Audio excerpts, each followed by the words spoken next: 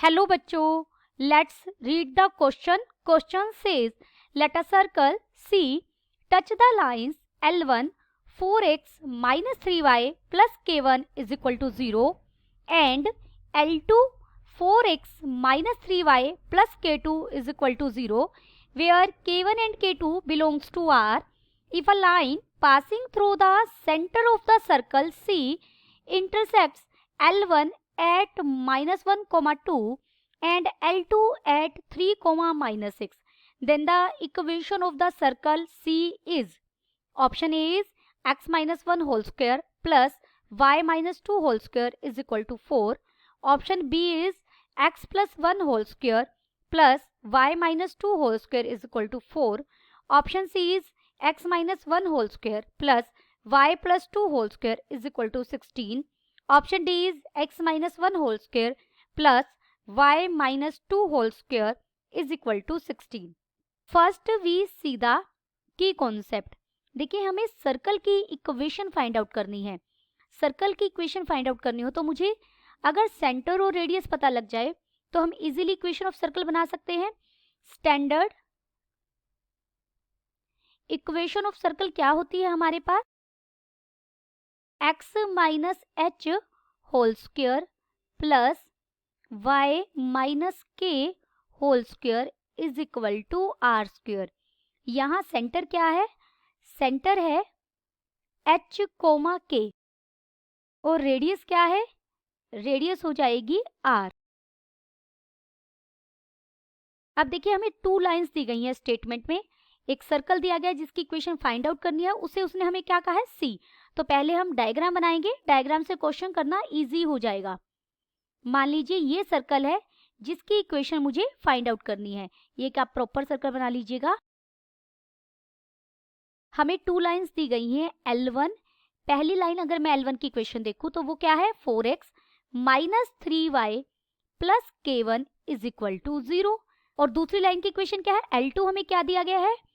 4x minus 3y plus k2 is equal to 0.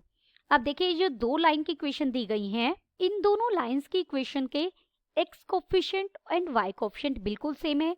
या दूसरे शब्दों में कहूं तो सिर्फ कांस्टेंट का डिफरेंस है इन दोनों लाइन की इक्वेशन में. तो डेफिनेटली ये दोनों लाइंस कैसी होंगी?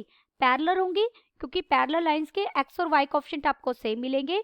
अगर दो पैरेलल लाइन की इक्वेशन लिखनी हो तो पहले लाइन की अगर आप लिख रहे हो ax plus by plus c1 is equal to 0, तो दूसरी लाइन की इक्वेशन क्या बनेगी? ax plus by plus c2 is equal to 0. ये दोनों लाइन क्या होंगी? पैरेलल. तो अब हमारे पास L1 और L2 बिल्कुल पैरेलल है और ये इस सर्कल को टच भी कर रही है. मान लीजिए एक लाइन मैंने ऐसे ली तो दूसरी लाइन क्या होगी? बिल्कुल ऐसे होगी. ये क्या है बीच में? सेंटर है C मान लीजिए. अब हमारी ये लाइन मैंने L1 ली, कैपिटल L1 लिख लीजिएगा, और ये लाइन हमारी कौन सी है? L2. और L1 और L2 को एक लाइन इंटरसेक्ट कर रही है जो सेंटर से पास कर रही है. सेंटर से पास करने वाली लाइन, मान लीजिए सेंटर से पास करने वाली ये लाइन ली मैंने, जो L1 लाइन को किस पॉइंट पर इंटरसेक्ट कर रही है या कट कर रही है? Minus 1 comma 2. और इसे, ये दूसरे पॉइंट को, इस पॉइंट को अगर मैं A कहूँ और ये B पॉइंट है, तो B पॉइंट क्या मिला हमें? 3 कोमा माइनस 6. ये हमें स्टेटमेंट में गिवन है. तो सीधा सी बात है, माइनस 1 कोमा 2 L1 को सेटिस्फाई करेगा और 3 कोमा माइनस 6 L2 को सेटिस्फाई करेगा. यहाँ से आप L1 में A के कोऑर्डिनेट रखेंगे और L2 में B के कोऑर्डिनेट रखेंगे तो हमें K1 और K2 की वैल्यू मिल जाएगी. देयर फ्रॉम, तो यहाँ से हमें K1 की वैल्यू कितनी मिलेगी? मैं सीधा लिख रही हूँ 10, और K2 की वैल्यू कितनी मिलेगी? माइनस 30. देयरफॉर जो L1 लाइन है वो क्या मिल गई? 4x minus 3y plus 10 is equal to 0. और जो L2 लाइन है वो क्या मिल गई? 4x minus 3y minus 30 is equal to 0. अब L1 और L2 की हमें प्रॉपर इक्वेशन मिल गई है.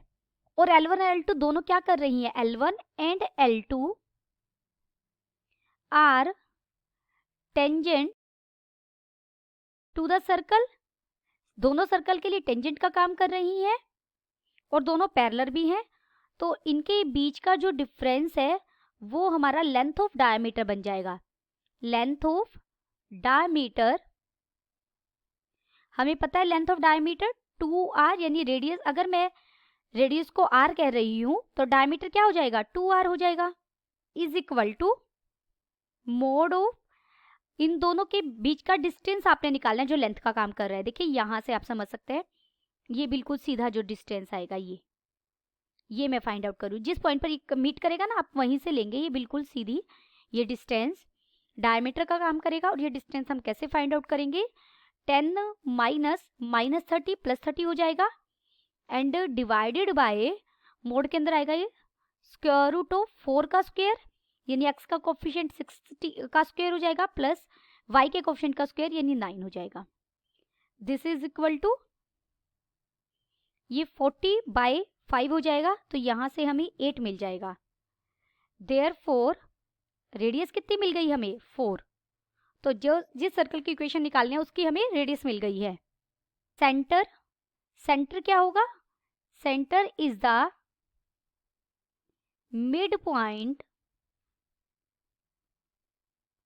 Of A B. देखिए ए के कोऑर्डिनेट्स क्या हैं, ए के कोऑर्डिनेट थे -1, 2, एंड बी के कोऑर्डिनेट क्या है, बी के कोऑर्डिनेट है 3, -6। देयरफॉर सेंटर यानी सी क्या है, मिड पॉइंट है ए बी का, mid point of A B क्या हो जाएगा, हमने मिड पॉइंट फाइंड आउट करने का फॉर्मूला यूज किया, दोनों एक्स कोऑर्डिनेट्स को ऐड कर दीजिए और divided by 2, comma Y coordinates को ऐड कर दीजिए डिवाइडेड बाय 2, तो डेट इज हमें क्या क्या मिल गए, दिस इज इक्वल टू 1, -2। अब हमें सेंटर भी पता लग गया, रेडियस भी पता लग गई। Therefore equation of required circle is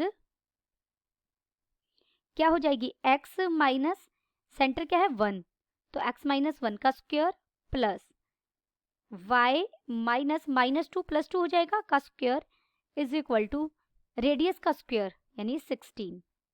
therefore हमारा ऑप्शन कौन सा सही हो गया, ऑप्शन सी इज करेक्ट।